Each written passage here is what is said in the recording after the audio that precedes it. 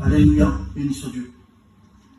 Je bénis Dieu pour la grâce qu'il me fait encore ce soir de pouvoir annoncer sa parole. Je voudrais me présenter quand même, parce que je ne connaissais pas cette église, je la découvre et je suis béni de voir que l'œuvre de Dieu prospère. Moi je suis un jeune candidat, je viens d'être reconnu cette année et mes anciens, c'est Pacha et Tony, et ils m'ont mis à l'église là-bas, ils m'ont donné l'église. Et ce soir, je ne suis pas venu tout seul. Je suis venu avec une personne. Je disais sur la route, frère, s'il ne vient pas avec moi, j'y vais pas. J'y vais pas. J'ai aucune capacité. Je n'ai rien à vous donner. Ni or, ni argent. Ce que j'ai à vous donner, c'est cette personne divine. Cette personne qui est venue bouleverser ma vie. Cette personne qui est venue changer mon cœur. Ce n'est pas un conte de fées. Je connais personne ce soir et je bénis Dieu. Mais j'ai écouté un peu la direction de la réunion. Je suis quelqu'un qui est attentif et qui écoute un peu la direction des cantiques, des témoignages. Et j'ai senti un amour particulier. Un amour particulier de Jésus-Christ. Je sens pleinement l'amour de Dieu. Je vous le dis, je me réjouis, je suis quelqu'un de très simple. Et je me réjouis de la simplicité qu'il y a au milieu de l'église. Vous savez que notre maître était très simple. La Bible dit qu'il n'y avait ni éclat. Et je bénis son nom parce qu'il est au milieu de nous ce soir. Et que sans lui, on ne peut rien. Je voudrais avoir, avant d'annoncer le message que Dieu m'a mis à mon cœur, je voudrais avoir une petite pensée pour l'église. Je voudrais encourager l'église. On vit des temps difficiles et on sait que le diable est descendu animé d'une grande colère. Et on a besoin d'être encouragé. Frères, sœurs, parfois, les situations qu'on passe fait qu'on perd la direction. On ne sait même plus qui on est. Mais je voudrais vous rappeler qui vous êtes, moi, l'Église de Dieu. Vous n'êtes pas n'importe qui. Hein. Vous êtes le temple du Saint-Esprit. Vous êtes l'habitation de Jésus-Christ. Que son nom soit béni et glorifié. Vous savez, il y a un texte, moi, qu'il me revient sans cesse, sans cesse, sans cesse. Néné, il est venu autrefois faire la réunion chez nous et il a cité ce texte. Et je disais à l'église, ce texte est en train de prendre vie au milieu de notre église. Ce texte se trouve dans Habacuc, le livre d'Habacuc, au chapitre 1 et au verset 5. Et j'aimerais vous le lire. Il dit, car je vais faire en vos jours une œuvre que vous ne croiriez pas, même si on vous l'a contée. Et aujourd'hui, Église de Dieu, je voudrais te rappeler l'amour de Dieu, que Dieu t'aime. Et comme on dit les frères, ce n'est pas fini. Quand nous, on pense que c'est fini, c'est là que lui commence. Et je voudrais t'encourager ce soir, Église de Dieu, je voudrais vous encourager. Et peut-être ce soir, tu as des combats, tu as des épreuves, tu as du découragement. Et j'ai reçu un mot pour toi, un mot. Et c'est un cantique que nous, on aime bien chanter à l'église. Ce cantique dit « Tout va bien ». Tout va bien, l'Église de Dieu. Je ne sais pas l'inquiétude qu'il y a dans ton cœur, mais j'aimerais te dire « Tout va bien ». Je voudrais te partager le contexte que ces paroles ont été dites. C'est la Sunamite qui va dire « Tout va bien » à son mari. Vous savez, ce n'était pas une petite épreuve, hein. C'était le summum de l'épreuve. Elle avait son enfant mort dans les bras. Elle l'a déposé dans un lit. Elle est au contact de son mari. Qu'est-ce qui se passe? Elle a pu dire tout va bien. Mais pourquoi elle a pu dire tout va bien? Elle savait le Dieu qu'elle servait. Elle ne s'est pas trompée de direction. Hein. Elle est allée directement vers l'homme de Dieu. L'homme de Dieu qui est l'image de Dieu. Et ce soir, mon frère, ma soeur, tout va bien, ne te tracasse pas. Je ne sais pas par où tu passes, mais Dieu est avec toi. Tourne-toi vers lui, parce qu'il est la solution. Il est la solution. Et il est là. Ce soir, il est là, il est au milieu de nous. Vous savez, quand Jésus était là, la Bible nous enseigne qu'il y avait prodiges et miracles. Et le temps des prodiges et les temps des miracles ne sont pas passés. Ce soir, tu peux encore toucher ce merveilleux Jésus. La Bible dit que quand il était là, les morts ressuscitaient. Les lépreux étaient purifiés. Les aveugles voyaient. Les boiteux étaient guéris. Voilà le Dieu que nous servons. Ce n'est pas un Dieu mort, c'est un Dieu vivant. Église de Dieu, il faut réaliser le Dieu que nous servons. Il n'est pas le Dieu du passé. Il est Dieu d'éternité en éternité. Amen. Ni la mort, ni le tombeau, rien n'a pu le retenir. Et ce soir, je vais vous parler tout simplement de Jésus. Amen. Mon ancien, Pachai, la première fois que j'ai prêché aux études, j'ai dit Pachai, c'est pas ce qui me tombe pas. Et il me dit, je ne le te complice pas. Prêche ce que tu sais et ce que tu connais. Et je vais vous prêcher ce que je sais et celui que je connais. Je vais vous prêcher Jésus. Jésus, je le connais, il a changé ma vie. Je sais qui il est. Et je sais qu'encore ce qu'il peut faire. La Bible dit qu'il n'y a pas l'ombre d'une variation en lui. Il est le même hier, aujourd'hui et éternellement. Amen. Que son nom soit béni et glorifié. Vous croyez qu'il est encore le Dieu des prodiges et des miracles? Amen. Moi je le crois. Alléluia. Je le crois. Je vois le miracle tous les jours dans ma vie. Je vois le miracle au milieu de notre église tous les jours. Et Dieu s'est levé. Dieu s'est levé parce qu'il a compassion de notre peuple. Que son nom soit béni et glorifié. J'aime annoncer la parole de Dieu à mon peuple. Bien sûr que quand je vais prêcher ailleurs, je prêche aussi, mais quand je prêche à mon peuple, j'ai une joie particulière. J'ai une joie particulière. Et je voudrais vous raconter un témoignage. C'est un témoignage vivant. Hein, c'est un homme pieux, un homme de notre mission, vie et lumière, quelqu'un que je bade quand il prêche. Comprenez-le, je bade pas l'homme. Je bade l'homme de Dieu. Je bade parce que c'est vraiment quelqu'un de phénoménal. Je vous promets que quand il prêche la parole de Dieu, il y a quelque chose de Dieu. C'est la manne de Dieu qui descend. Et cet homme-là va être confondu un jour.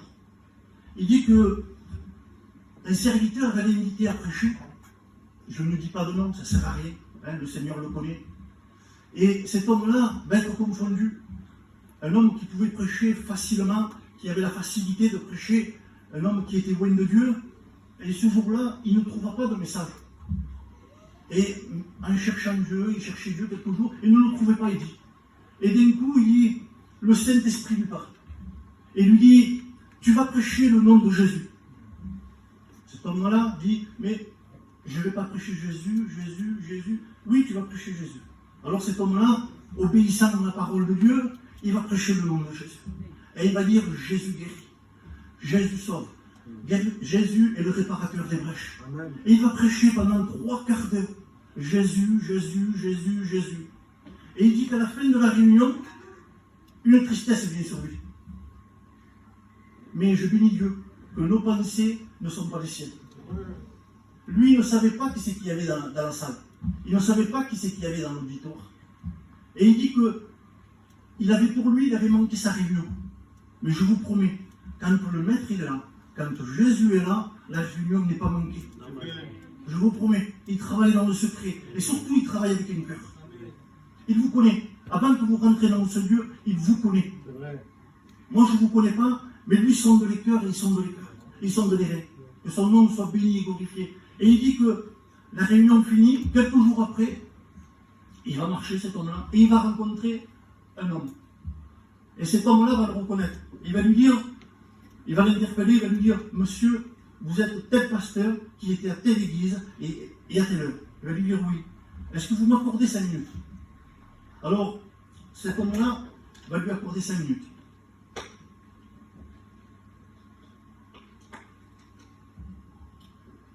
Et il va lui dire, monsieur, quand vous avez prêché le nom de Jésus, moi j'étais là, j'étais dans l'auditoire.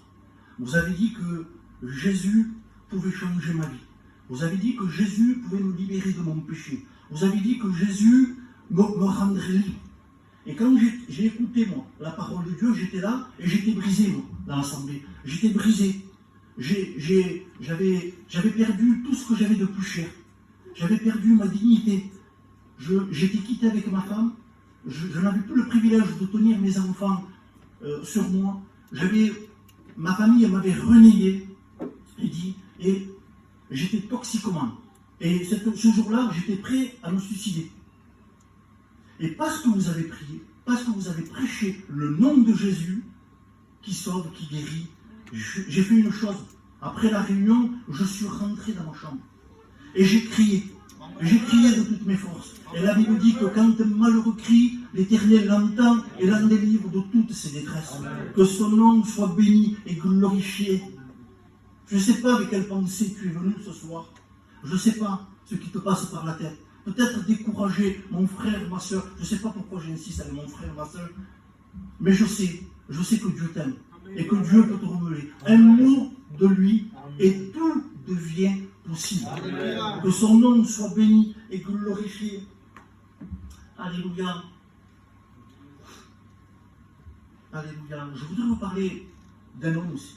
Un homme de la parole de Dieu. Un homme qui avait tout perdu aussi. Un homme qui, si c'était moi, et peut-être vous, vous ne serez pas arrêté sur son chemin.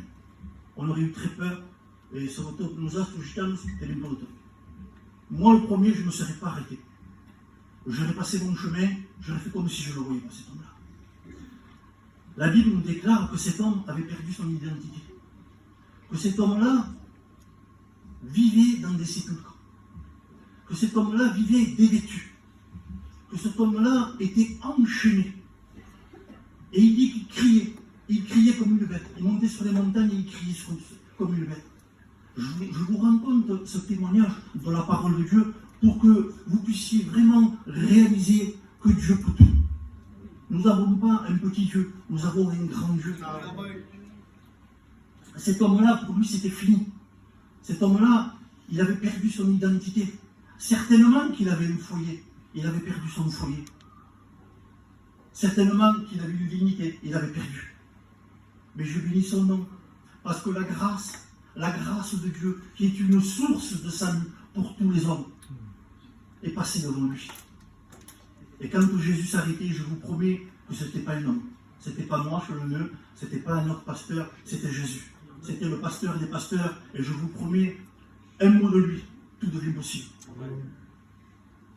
Cet homme-là, la Bible déclare qu'il va se trouver vêtu, assis et vêtu dans un bon sens.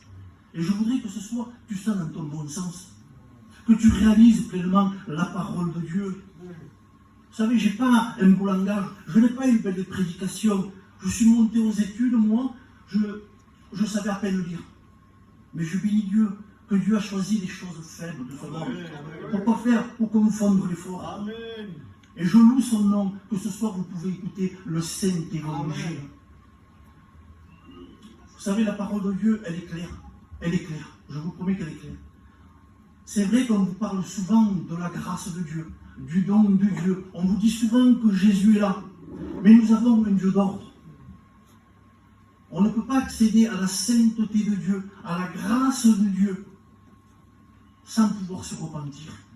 Et je voudrais vous parler 5 minutes de la repentance. Vous savez, la repentance nous ouvre les portes du ciel. La repentance, ce n'est pas un bon message. Mais je vous promets, quand on se repent, on ouvre le ciel. On reçoit quelque chose qui est divin, quelque chose qui n'existe pas. Je vous promets. La grâce de Dieu est une source de salut. Mais la repentance, je vous promets que j'ai expérimenté cela. Une réunion semblable à celle-ci, il n'y avait rien pour attirer les regards. Je vous promets, les sièges étaient orange, une salle petite, les murs sales. Mais il y avait la grâce au milieu de nous. Et j'ai réalisé ce jour-là qui j'étais, que j'étais un pécheur privé de la gloire de Dieu. La Bible dit qu'il n'y a pas un juste, un seul juste. Tous ont péché. Le plus juste d'entre nous, la Bible déclare que son cœur est comme un buisson d'épines. Je vous promets qu'il n'y a pas de bon. Je me croyais un bon jetant, mais quand j'ai été confronté à la parole de Dieu, j'ai réalisé mon état. Alors là, je me suis tourné vers le ciel, parce que la Bible déclare que la grâce excellente, elle descend du ciel. Je me suis tourné vers lui, et j'ai crié de tout mon cœur, comme a fait cet homme. Et je vous promets que Dieu ne s'est pas fait attendre. Comment il faut faire? Je n'ai pas fait une belle prière, je ne le connaissais pas. Je ne connaissais pas Jésus. J'étais catholique à fond, je ne le connaissais pas. On m'avait éduqué dans les choses de Lourdes, des saintes. Mais moi, je ne connaissais pas Jésus. Je n'avais jamais entendu parler de lui. Mais je bénis son nom. qu'à travers une réunion, ça m'avançait ici, il n'y avait rien pour attirer le regard. Mais lui, il était là. Et quand il est là, je vous promets qu'il change les vies. Il change les circonstances. Je promets, je ne connais pas ton problème, mais lui le connaît. Et une grâce particulière doit être faite ce soir. Amen. Mais il faut que tu comprennes que tu es pécheur et privé de la gloire de Dieu. Amen. Qu'il faut que tu te tournes vers celui qui a la solution. Je n'ai pas la solution, mais lui, il a la solution. Quand il s'approchait, c'est lépreux. Les lépreux, personne ne pouvait les approcher. Ils étaient mis à l'écart de la société. Ils étaient obligés d'avoir une cloche et de sonner et de dire lépreux, lépreux. Personne ne pouvait les approcher. Et la lèpre, c'est l'image du péché. Et je vous promets que le péché, il fait des dégâts. Je vous promets que le péché, je suis passé moi par une épreuve parce que j'ai refusé la grâce de Dieu. J'avais écouté la parole de Dieu. Je vous promets, j'avais écouté la parole de Dieu et j'avais refusé le don de Dieu, la grâce de Dieu. J'en ai payé les conséquences. Je vous promets que j'en ai payé les conséquences. Moi, je ne suis pas d'armes, je suis né à Tarascon. Et on était une paire de garçons là-bas. On était tout le temps ensemble et on faisait les 400 coups. Et puis, quand on est jeune, on veut connaître le monde. On veut goûter le monde. On veut savoir ce que c'est le monde. Et nous, on a fait cette erreur de ne pas accepter la grâce de Dieu. On a fait cette erreur de ne pas se repentir. J'avais deux cousins au monde, et le premier, pour lui, dans son malheur, ça a fait son bonheur. Aujourd'hui, c'était un chrétien, aujourd'hui, il est sauvé. Pendant ce temps-là, nous, on voulait vendre de la drogue, on voulait boire, on voulait gagner notre vie. Et je vous promets que ce monde, il nous a tout pris. Il nous a rendus esclaves. Il nous a tout pris. Je vous promets. Mais moi, ça va aujourd'hui. Je vous prêche la parole de Dieu. Mais eux en ont payé les conséquences, je vous promets. J'avais un cousin qui s'appelait Coupoutino à Tarascon. Et on avait l'habitude de fréquenter un café. Et comme il n'avait pas de sous pour acheter sa drogue, alors qu'est-ce qu'il faisait? Il tuerait le pain du café. Il faisait la caisse chaque jour. Mais le pain, deux fois. Et la deuxième fois, il n'a pas supporté le pain. Il est allé chercher son pistolet et il lui a tiré 2 balles à bout portant. On ne pouvait rien pour lui. Je vous promets qu'on ne pouvait rien pour lui. Il s'est écroulé, obligé de l'amener aux urgences à Avignon. Mais je bénis Dieu parce que la grâce de Dieu l'attendait cet hôpital. Une église a pris à cœur pour prier. Un serviteur a pris à cœur de s'occuper de lui. Aujourd'hui, pour lui, il est sauvé. Aujourd'hui, la grâce de Dieu, qui est une source de salut pour tous les hommes, elle a été dans sa vie. Mais pour mon autre cousin, en vérité, un gitan pas mourir. Il était marié, il avait 2 enfants, ni se droguait, ni buvait, ni fumait. Un gitan modèle. Je ne sais pas, peut-être que tu es un gitan modèle toi aussi. Mais lui a voulu gagner de l'argent. Alors, il a dit, je vais vendre de la drogue. Et il n'a pas vendu de la drogue douce, il a vendu de la drogue forte. Et au premier temps, c'est vrai qu'il a gagné beaucoup d'argent. Je vous promets que c'est vrai qu'il a gagné beaucoup d'argent. Mais au bout d'un moment, l'argent qu'il gagnait ne lui suffisait pas. Tellement qu'il consommait. Et il en est arrivé à un point que c'était une épave. Il s'est mis à se piquer. Et là, on ne le reconnaissait plus. Là, il n'y avait plus enfant, il n'y avait plus femme, il n'y avait plus rien qui comptait. Il partait pendant 3 jours, on ne le voyait plus. Une misère, pas possible. Son père, sa mère n'arrivaient pas à le gagner. Et puis pour bien faire, son père et sa mère, pour le gagner, ils n'ont pas eu ce réflexe de l'amener à l'église. Ils l'ont mené à l'hôpital. Et c'est souvent ce qu'on fait, on va à l'hôpital. Mais ce soir, ici, c'est un hôpital. Je vous promets que l'église de Dieu, c'est un hôpital. Il guérit les cœurs brisés. Je ne sais pas la situation par laquelle tu passes. Mais lui, il est rentré à l'hôpital, et son père et sa mère croyaient bien le faire. Mais ce jour-là, j'en parle toujours avec une crainte, avec de la tristesse dans mon cœur. Ce jour-là, ça a été son dernier jour. 25 ans. Le monde lui a tout pris. 25 ans. Le péché lui a tout pris. Il a détruit. Et je ne voudrais pas que ce soir il te détruise à toi aussi. Je ne voudrais pas que tu passes à côté de cette parole. Jésus est là, et je te promets que quand Jésus est là, les prodiges et les miracles sont là. Il faut simplement que tu réalises qui tu es. Il faut que tu réalises que tu es un pécheur, privé de la gloire de Dieu.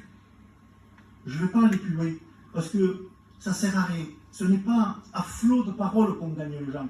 La Bible déclare que c'est le Saint-Esprit qui convainc de péché, de justice et de jugement. Tu as besoin